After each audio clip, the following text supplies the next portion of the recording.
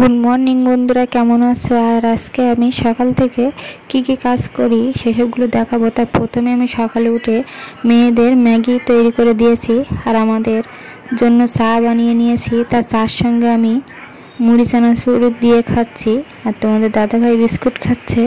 আর দেখুন বন্ধুরা, এখানে আমরা চা খাওয়ার সময় কয়েক মুঠো মুড়ি ছড়িয়ে দিয়েছিলাম আর সব পাখিগুলো দেখুন কি সুন্দর চলে আসছে, এসে মুড়িগুলো খাচ্ছে।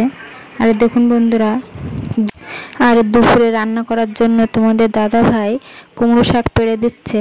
তা মনে করছি কুমড়ো ডাঁটা দিয়ে আলু দিয়ে ঝোল করব আর কুমড়োর যে পাতাগুলো ওগুলো বাটনা করব। তা দেখা যাক যে কি আমি রান্না করি।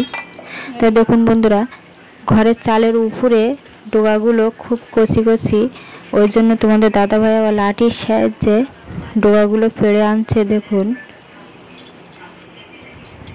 আর এইদিকে দেখা গিয়েছে যে গাছে দুটো পেয়ারা পেকে গেছে, তাই তোমাদের দাদাভাই আবার পেয়ারাগুলো পাড়ছে দেখুন।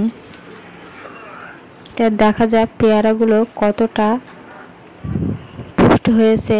তা দেখুন, যেটা বেশি পুষ্ট হয়েছে সেটা হচ্ছে পাখিতে খেয়েছিল।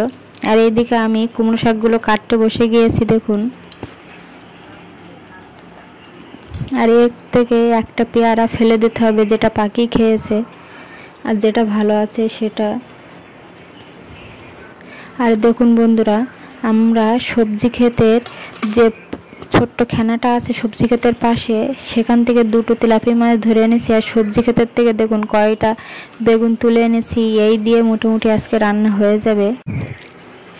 আর দেখুন বন্ধুরা, এইদিকে সকালে সব সরঞ্জাম গুছিয়ে নিয়েছিলাম যে দুপুরে কি রান্না হবে। আর তারপরে আমি একটু পেঁয়াজ ভেজে নিচ্ছি, তার কারণ হচ্ছে সকালে আমি আলু ভাতে ভাত করেছি। তা আলু ভাতেটা পেঁয়াজ লঙ্কা দিয়ে মাখলে ভালো টেস্টি হয় খেতে, ওই জন্য একটু পেঁয়াজ ভেজে নিচ্ছি। আর শুকনো লঙ্কাটাও ভেজে নেব, পেঁয়াজটা তুলে নিয়ে। তারপরে দেখুন বন্ধুরা, আমার এই বাড়ির মিনি ব্লগ তোমাদের কেমন লেগেছে অবশ্যই কমেন্টে জানাবে আর সাবস্ক্রাইব করে আমার পাশে থাকবে।